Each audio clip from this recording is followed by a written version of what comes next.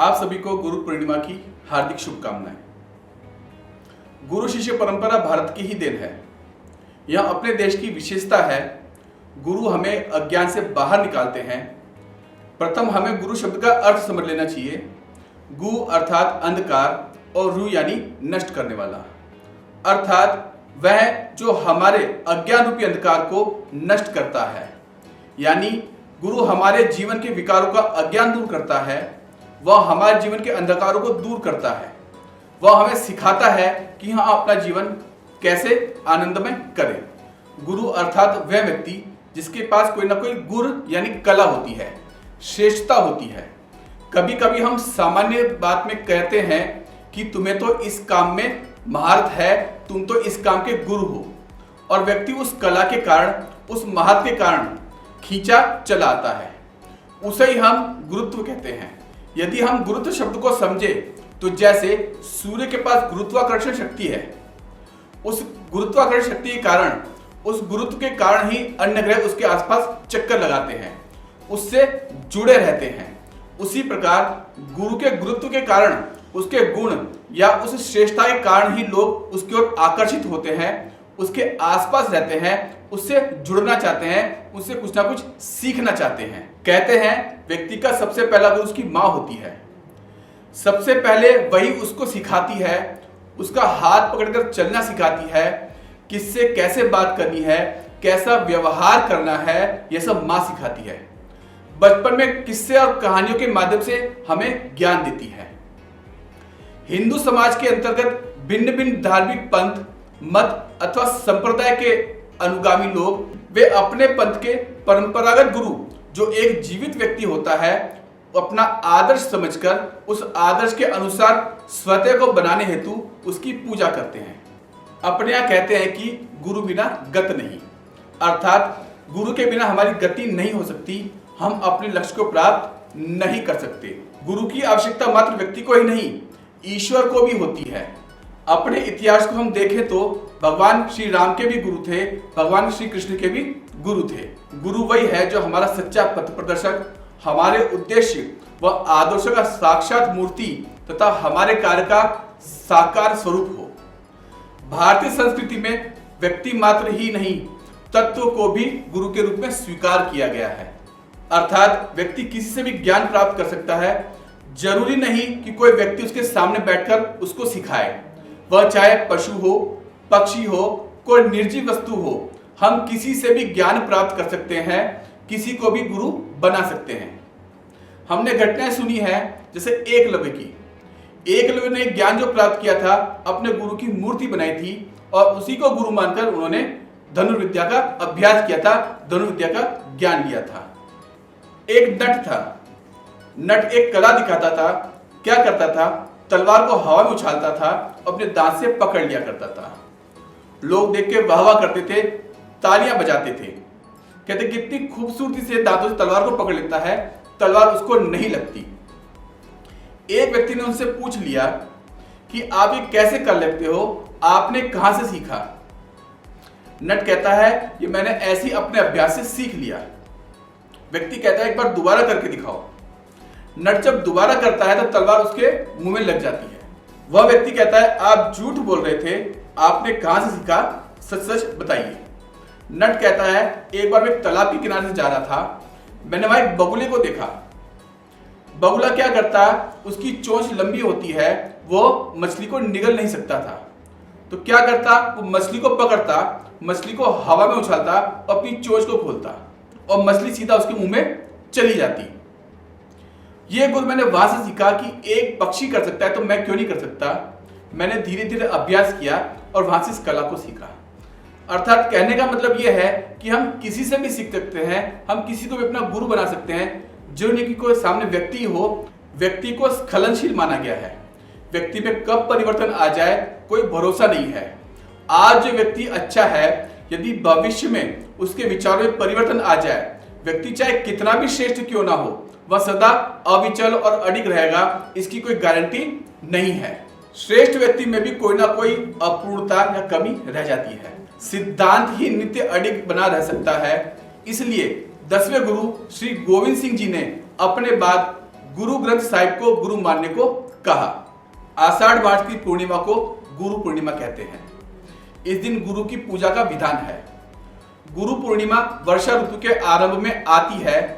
इन 4 महीने तक परिव्राजक साधु संत एक ही स्थान पर रहकर ज्ञान की गंगा बहाते हैं। ये 4 महीने मौसम की दृष्टि से भी सर्वश्रेष्ठ होते हैं। न अधिक गर्मी न अधिक सर्दी, इसलिए अध्ययन के लिए उपयुक्त माने गए हैं। इस दिन महाभारत के रचयिता कृष्ण द्वैपायन व्यास का भी जन्मदिन है। वे संस्कृत के प्रकांड विद्वान थे और उन्होंने चारों वेदों की भी रचना की थी। इस कारण उनका एक नाम वेद व्यास भी है। उनके सम्मान में गुरु पूर्णिमा को व्यास पूर्णिमा भी कहा जाता है। इस दिन शिष्यों द्वारा गुरु को दक्षिणा देने की परंपरा है। गुरु दक्षिणा की परंपरा अपनी प्राचीन परंपरा रही है। प्राचीन काल में आश्रम में रहकर ही ज्ञान प्राप्त किया जाता था। अपनी शिक्षा दीक्षा को पूर्ण की जाती थी। शिक्षा पूर्ण होने पर गुरु दक्षिणा देने की परंपरा थी और गुरु शिष्य के सामर्थ्य के अनुसार दक्षिणा मांगते थे। जब भगवान श्री कृष्ण की शिक्षा पूर्ण हुई तो संदीपनी मुनि जानते थे कि यह साक्षात परमेश्वर है, मैं जो मांगो वो दे सकते हैं। तो संदीपनी मुनि ने भगवान श्री कृष्ण से अपने मरे हुए पुत्र को मांगा। भगवान श्री कृष्ण गए और उनके पुत्र को जीवित करके वापस लाए। अर्थात गुरु शिष्य के सामर्थ्य के अनुसार गुरु दक्षिणा मांगते थे। दक्षिणा का अर्थ दान नहीं होता। दान दक्षिणा में बहुत बड़ा अंतर है। जब दान दिया जाता है तब उसमें समर्पण नहीं होता, व्यक्ति अपने नाम के लिए करता है। जैसे किसी विद्यालय में पंखे दान दिए जाते हैं तो उस पर लिखवाया जाता है कि अमुक व्यक्ति ने दान दिया या अमुक व्यक्ति की स्मृति में यह दिया गया है। या जब दान के लिए पर्ची कटती है तब उसमें नाम लिखा जाता है, जिससे मन में भाव आता है कि ये मैंने किया, मैंने दान दिया। एक अहम का भाव आता है। उसमें श्रद्धा का कोई स्थान नहीं होता है, जबकि दक्षिणा में समर्पण का भाव होता है। गुरु के प्रति श्रद्धा होती है। व्यक्ति अपने श्रद्धा भाव से अपने सामर्थ्य के अनुसार दक्षिणा देता है और गुरु भी शिष्य के सामर्थ्य के अनुसार दक्षिणा लेता है। केवल गंध, अक्षत, फूल चढ़ाकर पूजा करना ही पर्याप्त नहीं है। उसमें सर्व समर्पण की भावना होनी चाहिए। एक बार की बात है, जब महाभारत का युद्ध समाप्त हुआ तब युधिष्ठिर ने राजसूय यज्ञ कराया। नगर में चारों तरफ हर्षोल्लास था। खूब दान दक्षिणा को दिया जा रहा था। तभी वहां से एक नेवला गुजरा। नेवले का आधा शरीर सोने का था। वो एक जगह खड़ा हो गया और जोर जोर से हंसने लगा। तब एक सिपाही ने पूछा, नेवले तुम हंस क्यों रहे हो? तो नेवले ने कहा, ये कोई दान दक्षिणा थोड़ी है, ये कोई समर्पण थोड़ी है, मैं तो इसलिए हंस रहा हूं कि राजा तो मूर्ख है। सिपाही ने कहा, नेवले ये क्या बोल रहा है? किसने सुन लिया तो तेरे प्राण ले लेगा। तो नेवला कहता है, तो सुनो। मैं एक बार एक गांव में गया, वहां भयंकर अकाल पड़ा हुआ था। वहां एक ब्राह्मण का परिवार था। उसको कहीं से थोड़ा आटा मिल गया।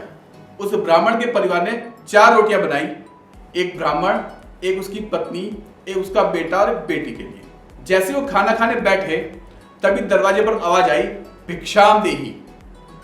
ब्राह्मण ने सोचा, हमारे घर अतिथि आया है, अतिथि देवो भव। अतिथि कभी भूखा नहीं जाना चाहिए। ब्राह्मण ने अपनी रोटी उस भिखारी को दे दी। जब उसने एक रोटी खाई तो उसकी पेट की आग और बढ़ गई। उसने दोबारा आवाज लगाई, भिक्षाम देहि। अब ब्राह्मण की पत्नी ने सोचा कि मेरे पति ने दे दिया है, अब मेरी बारी है।